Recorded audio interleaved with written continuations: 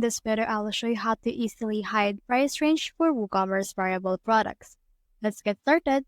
As you can see right here, I have in here this price range that will actually change depending on the size that actually I will add to my cart. As you can see, this size is 94, this one is 97, and it falls to that range. So if you want to hide that price range, what you can do is you can head over right here to your homepage. Scroll down until you can see the option right here for appearance. So here's appearance. Click on this theme file editor. And then from in there, you should be able to see all of the files of the theme that you have.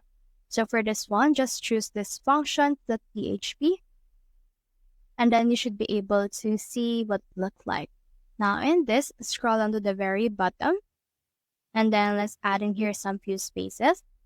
And you can see in here a code. So just pause your screen and then just copy this code. So once you have done this, just copy this code and then just paste it right here. Then from in there, just head over and then save this progress that you have made. From in there, save your changes and then head back right here and then just try to reload your page there to see the thing that you have actually made some changes into. So that's the whole process. If you have found this video helpful, simply leave a like or subscribe because it helps reach more people. See you soon.